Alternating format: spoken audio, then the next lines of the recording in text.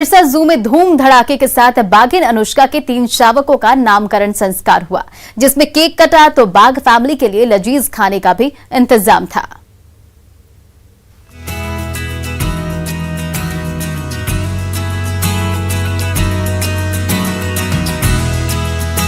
नन्हे कदम बढ़ाते हुए मां अनुष्का से जा लिपटी कृष्णा।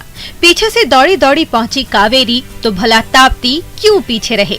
नन्हे कदमों से ताप्ती भी जा पहुंची मां अनुष्का के पास और भींच लिया गले से। मां पास है तो भला डर किस बात का। तीनों शावक कभी आपस में धींगा मुश्ती करने लगते हैं तो अगले ही पल शुरू हो जाती है धमा चौकड़ी।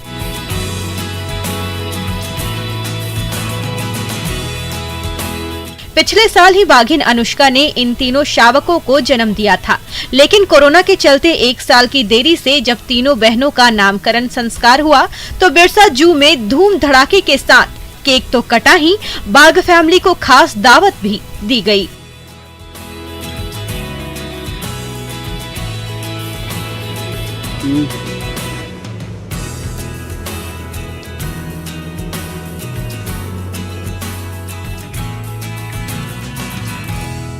पहला का नाम हम लोग रखे हैं कृष्णा, दूसरा का नाम कावेरी और तीसरा का ताप्ती। ये तीनों नदियां का नाम है और ये बहुत फेमस नदी है और भारतवर्ष में ये तीनों नदी एक अपने जगह पर एक महत्वपूर्ण स्थान रखती है। बाघिन अनुष्का और बाघ मलिक के जोड़े को साल 2016 में हैदराबाद के नेहरू जू से मीलों दूर रांची लाया गया था।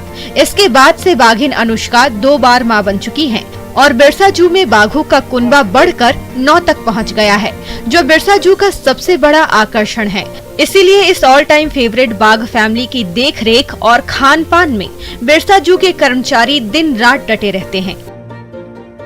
कोई दिक्कत हो तो तुरंत डॉक्टर साहब को बुलाना हो, इसीलिए रात एक्स्ट्रा टाइम भी देना पड़ता है और इसके देखभाल के लिए बच्चा लोग को हमेशा देखते ही रहना पड़ता है।